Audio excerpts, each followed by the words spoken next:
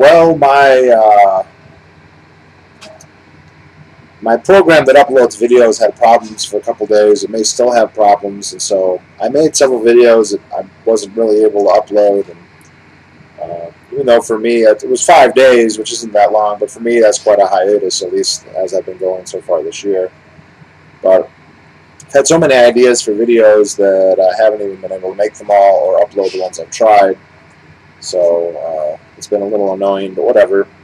So I thought I'd make a video now on peak oil. I knew this because one of my subscribers has a YouTube channel, and he had made a video on it. I don't know if I ever watched it or not, but every time he makes a comment, I go look at his channel, and I always see the peak oil thing. And I do think about peak oil. And I'm not an expert. I'm not a geologist in the sense that I go around and estimate the reserves of the world, but it is actually my job basically all day while I'm making this video. If I turn the screen around,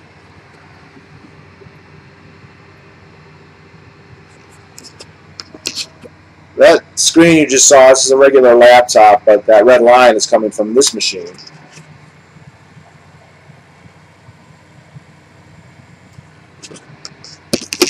And that machine measures gas, specifically hydrocarbons, all C1, C2, C3, C4, C5. So methane, ethane, pentane, butane, and isobutane. And basically I spend 12 hours a day, every day, for months on end, monitoring. I mean, I do other things too, but in addition to everything else, I basically have I have a lot of experience measuring hydrocarbons, let's say. Now, my experience is only limited to a few places. I haven't worked all over the world, just in a couple states, but I think it puts me in a position at least to comment on it, not authoritatively. A couple of things. One is there's an awful lot of hydrocarbons on the planet, a lot more than people tend to think. You know, the fields that we're extracting right now, I'm working in a field called the Marcellus Shale. It's a formation that's in basically the northeast. I'm in West Virginia, but the shale goes into Pennsylvania, New York, even to Ohio, and to regular Virginia. And the interesting thing about it is that I know people, I have relatives who did oil out here 20 years ago, and they knew about the Marcellus Shale, they knew it was there, but they never produced out of it because the technology to produce out of the Marcellus Shale has only existed for about 10 years. There's a similar shale around Dallas, Texas called the Barnett Shale that I've done one well on, but back in the late 90s, early 2000s, Halliburton and some other companies found a way to extract natural gas out of these rocks. They always knew there was gas in them, but they're not very porous, and so they weren't feasible for drilling. And they figured out how, and all of a sudden, a gargantuan quantity of gas suddenly became available that wasn't before. And this is happening also like in North Dakota. There's a formation called the Bakken Shale, similar. And it's not just shales and natural gas, and it's not just fracking. Fracking is the process that makes this possible. It's a huge number of other technological advances. So there's always more and more becoming available. Now, there are, of course, conspiracy theories also that there are giant fields that are just kept under wraps. My guess is that most of those are probably not correct, although a few of them might be. There's a famous, I forget his name, he was a pastor in Alaska, and he says that they have a giant field at someplace he called Gull Island in the Arctic Ocean that supposedly is bigger than the Guar field. I honestly don't know. That could be true, but I don't know that it is. But even if, well, but let's just assume, though, I mean, even if there is a lot more oil and a lot more natural gas that we know about, and let's just assume that the technology to retrieve it becomes more available. Oh, let me just say, like here, we're producing out of the Marcellus, but there's formations above the Marcellus that are literally the size of California and 1,000 feet thick that have some gas in them. Now, they don't have a lot. It would be very expensive, prohibitively expensive to extract from them. That may change at some point. I'm not predicting that it will, but it could. But there is a point that the peak oil people have right, and it's the point that the Venus Project cult members can never understand, and that no matter what technology, no matter how efficient, no matter what new discoveries, the quantity of oil is finite. And even if we assume that there's a process by which more oil is created, which of course there is, there's a finite amount that can be created. The Earth only produces so much in a given year. And so that's true. There's only a certain amount. But what they don't take into account is basically economics. As a material becomes harder and harder to find, as it becomes rarer, it becomes more expensive to use, which incentivizes people to either not use it at all, or to use less, or to develop and use alternatives. And this process has happened on pretty much every material good that there is, because if you look right now, the demand for most goods, like physical resources now, is literally thousands or millions of times more than it was, say, in the time of Christ, or 1,000 years ago, or 500 years ago. And yet, most of these goods are actually more readily available to people who want them. If you look like precious metals, 300 years ago, there weren't that many people in the world, and there was a lot more gold that hadn't been mined yet, but a regular person, a regular everyday peasant or whatever, would probably never have possessed any gold at all, or if he did, it would be of an infinitesimally small amount. And yet now, even an unskilled worker at, say, Burger King can afford, if he saves his money, to actually buy gold, and even notable quantities of it. I mean, you can buy an ounce. I mean, it costs maybe $1,800, but that's something somebody could afford. A 1 ounce gold coin, they were never even minted until the 1960s, and so we've had, at that point, billions of people and thousands of years of history, and yet it's still more available than it was before, despite the fact that all of the most accessible supplies have long since been mined away.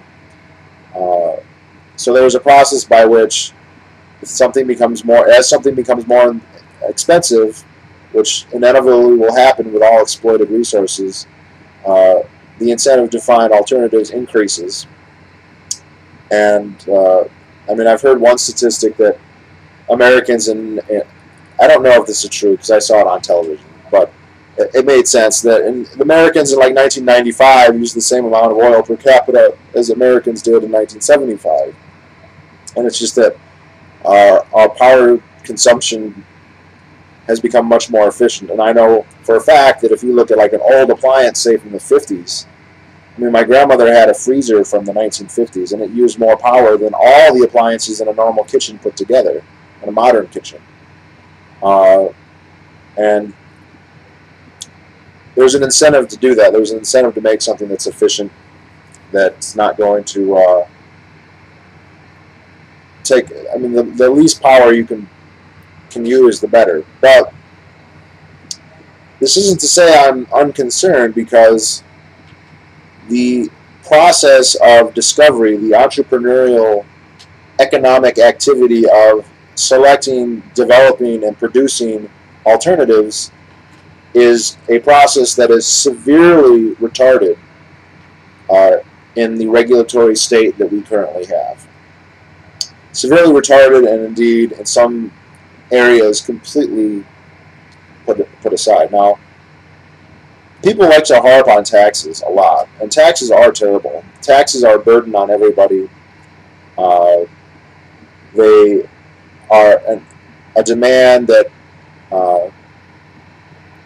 it makes everybody poor, and people on the margins, it makes them destitute. I mean, if there's a property tax, say $2,000 on a home, and you make plenty of money that you have enough disposable income to pay for that, fine.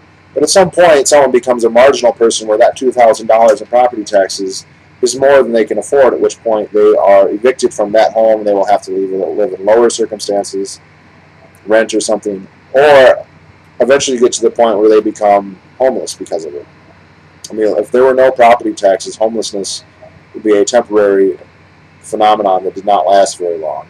But and income tax is the same way. There becomes, at some point, the people on the margins have to downgrade their cost of living. But they're still just a weight. They're like a weight that holds you down. Regulations are like chains that bind you and restrict your actions. First, they have costs also, and the government mandates that you must do this or that. And this is an interesting thing because people don't account that as government expenditures. But say the government says everybody must build a wheelchair ramp to their business. That doesn't cost the government hardly anything at all to order that. But if 45 million ramps have to be built to all the businesses in the United States, that's an enormous cost.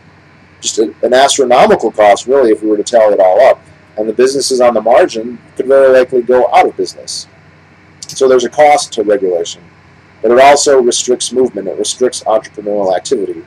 And it is in this area that peak oil really becomes a very dangerous thing, because if I were to say start to build an automobile that would run on something other than petroleum, there are innumerable government hurdles that I would have to jump through for that to be legal for me to sell. There's a little bit of leeway if I'm going to only use it for myself, but even then they won't allow it on the roads. It won't be street legal. But the hurdles I'd have to jump through to get it to be something I could sell, regardless of how well or not well it worked, are astronomical. In fact, given the political clout of the existing industry and the fact that they are basically using regulatory capture to prevent competition, you are probably just completely excluded from doing it. Now, it's true that one of the participants, say Ford or GM, might be in a position to develop this themselves, but then you're saying, okay, we're pegging all of our hopes on the small selective oligopoly to do everything.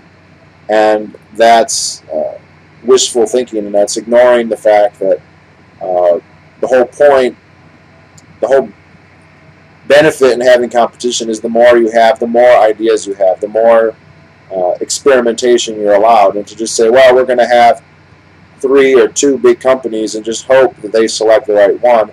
Occasionally they may, and other times they won't. And it's going to be awfully hard and awfully wishful thinking to just hope that eventually they get it right. And even if they do, I mean, I can just see if they were to come out with some new engine that was radically different, that it would be very difficult for even them to get it okay.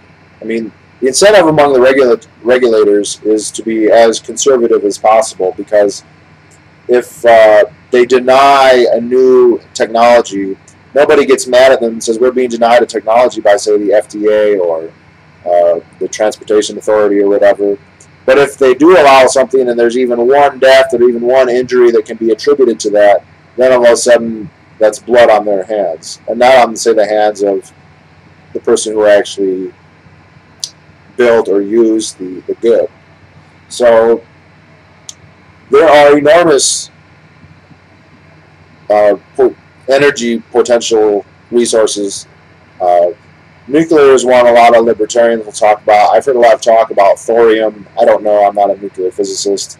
But I do know it's completely illegal. You can't just start building your own thorium reactor, even though there are probably people and firms in the world and in the country who would have the technical expertise, at least to attempt to do so. That doesn't mean that they'll all succeed.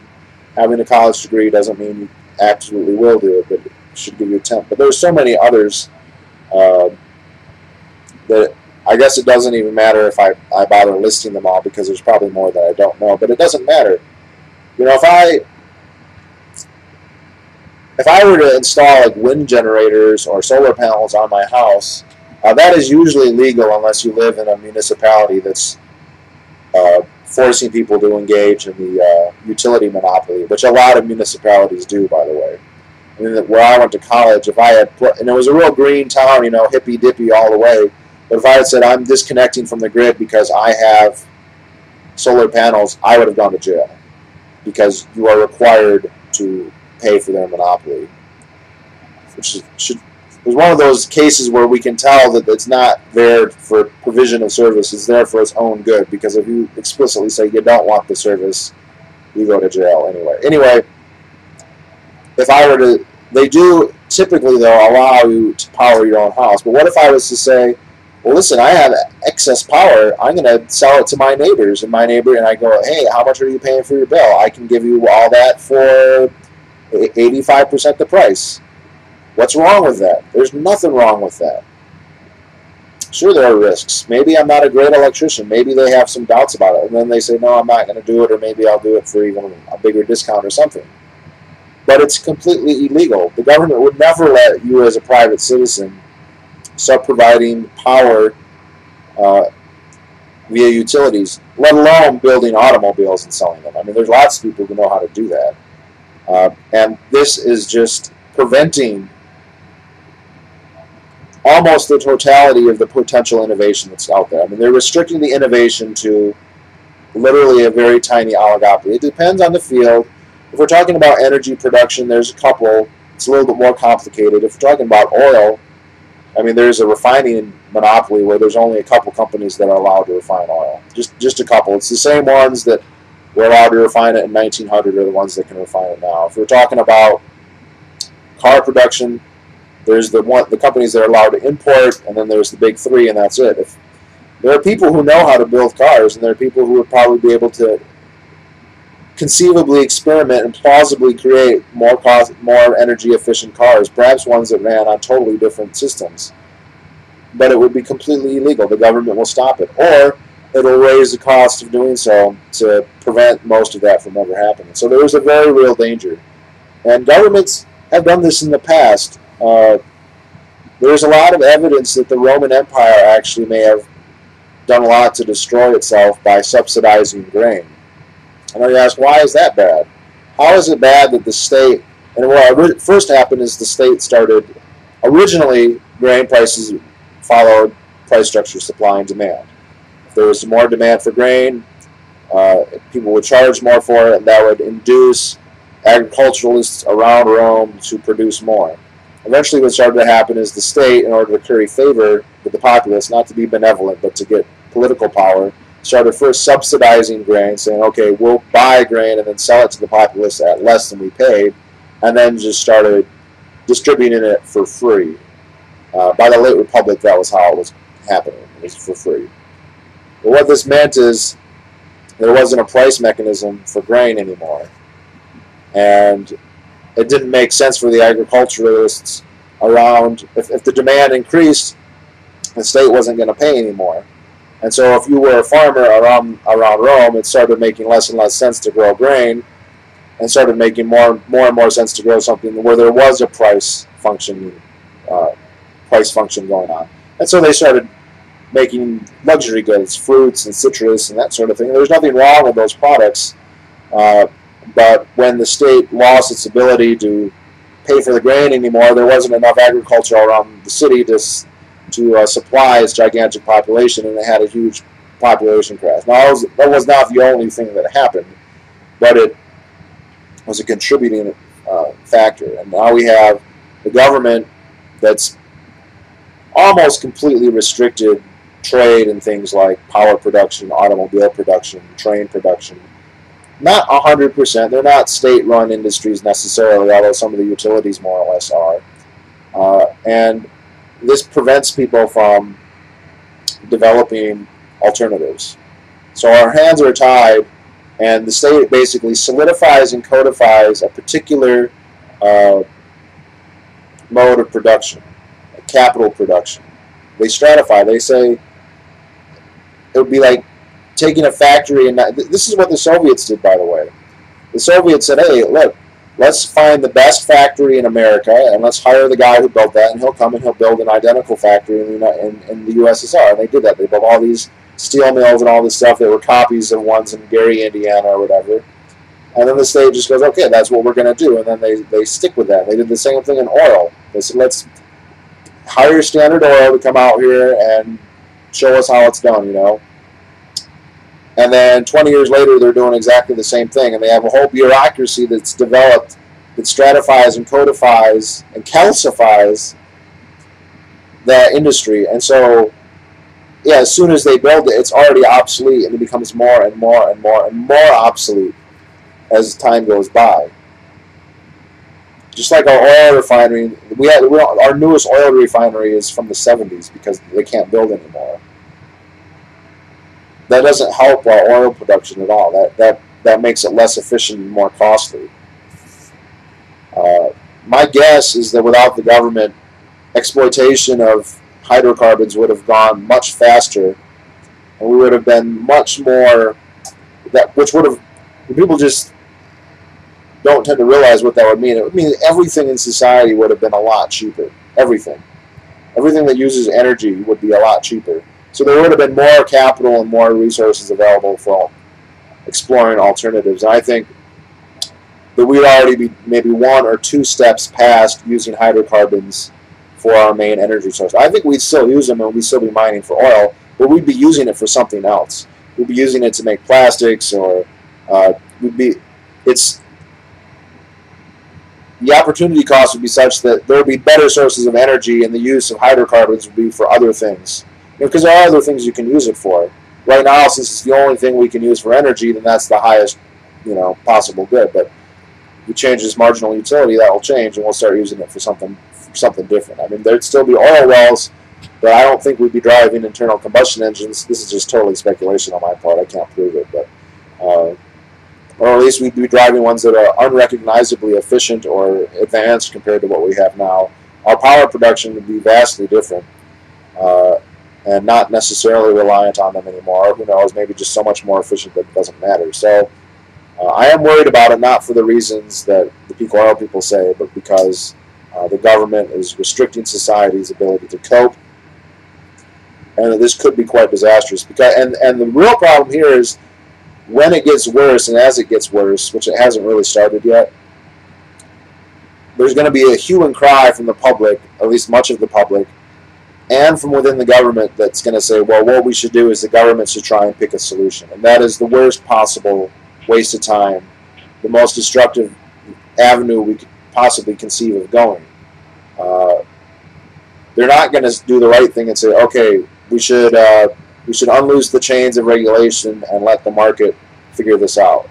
That is so past the rhetoric of where our government is. Even the Republicans, the nominally free market people, they're not at that point. And the populists, even those who are rhetorically free market, this is the big problem with minarchism, I see. Because people come up with these, well, it should do X, Y, and Z. But then there's this germ of, well, in certain things it is good at. And one of those things is if there's an emergency, you want the government to, quote, do something.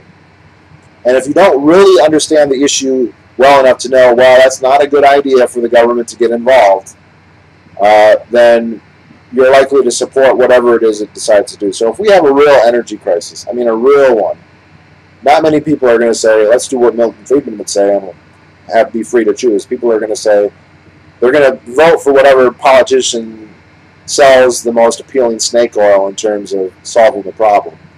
And we can just assume that it's not only going to not be the best answer, but it's going to be wrong. And even if it was right, the government would suck at implementing it. So that's what I feel about peak oil. It's not a big deal that we have finite resources. That's nothing to worry about. It is true we have finite resources, but the central planning of our mixed economy, so-called, is a danger. It's like, and the analogy to chains, I think, is a great one, because if you're in a situation where you have to do reactionary physical activity, if you have to do stuff and your hands are tied, literally, you're chained, you're in a real, I mean, that can be the difference between life and death. You have to be extraordinarily gifted and above the challenge at hand to be able to handle it if your hands are tied. And I don't think that we're that wealthy anymore that we can afford that. I think maybe there was a point where we were rich enough that a certain degree of government depredation we'd still be able to overcome. And I think we've kind of reached the tipping point where government's about as big as it can be and not really start killing us. I mean, not like concentration camp killing us, but where it's not just slowing our growth, but it's actually consuming our capital. And in that circumstance, I don't like our odds of adapting to whatever the changes are, whether it be oil, whether it be climate change, which whether climate change is man-made or not, there is going to be climate change. We are going to have climate shifts. I have no confidence whatsoever that the government's going to be able to orderly manage. Can you just imagine if they tried to resettle, like say the climate changes for whatever reason and the ocean's level rise 100 feet, which has happened in the past. Who has any confidence that the government could move all the populations that would need to be moved from that and resettle them? Does anybody? Like, no. What an absurd. I mean, that's a nightmare scenario. That's worse than the actual rise of the ocean, you know. So, I don't know. Let's cut this one down to just 25 minutes this time.